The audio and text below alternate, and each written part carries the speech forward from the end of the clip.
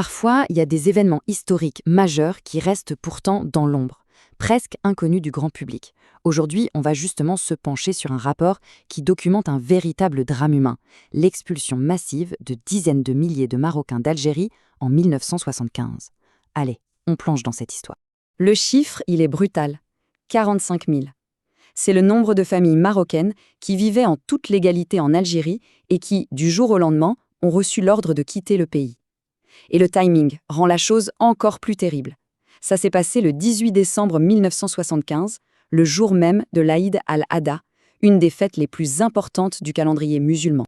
Derrière ce grand chiffre, il y a surtout une souffrance humaine immense.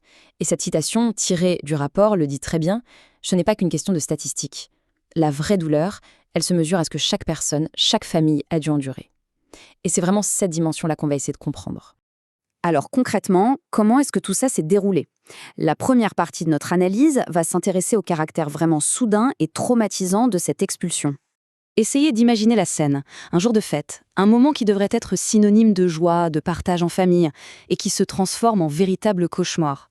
Sans la moindre alerte, des familles entières, installées pour certaines depuis des générations, ont dû tout abandonner, littéralement tout laisser derrière elles.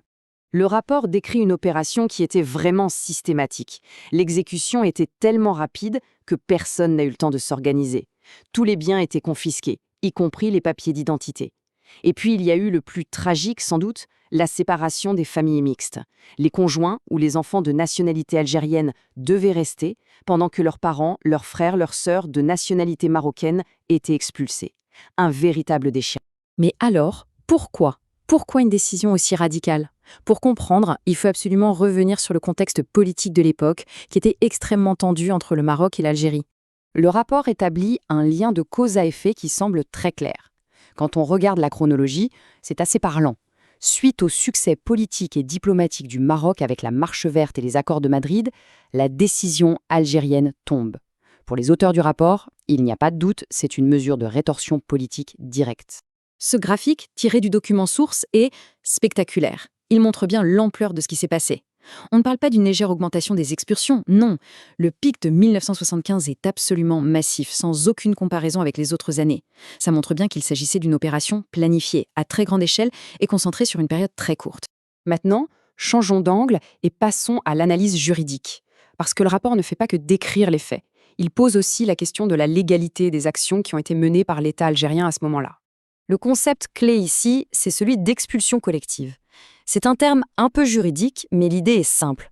Le droit international est très clair là-dessus. On n'a pas le droit d'expulser tout un groupe de personnes simplement à cause de leur nationalité. Chaque cas doit être examiné individuellement. L'interdiction de ces expulsions collectives, c'est vraiment un principe de base de la protection des droits humains. Et c'est là que l'argument du rapport devient très fort. Il soutient que cette expulsion n'était pas seulement illégale au regard du droit international, mais aussi selon les propres lois de l'Algérie à l'époque.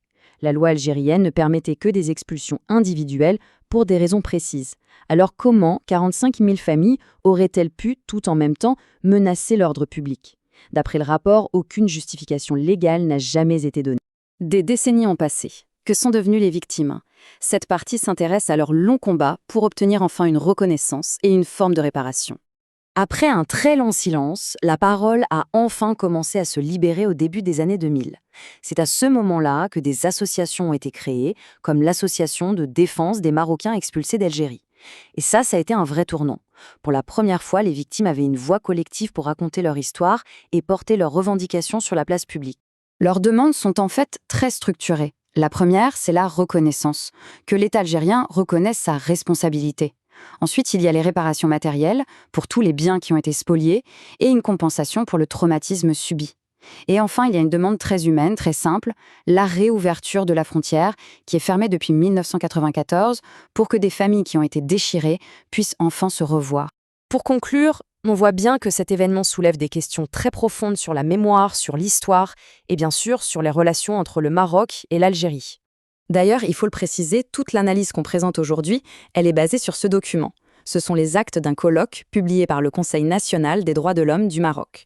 C'est une démarche officielle pour documenter, analyser et surtout pour préserver la mémoire de cet événement. L'une des conclusions les plus importantes du rapport, c'est cet appel à la transparence.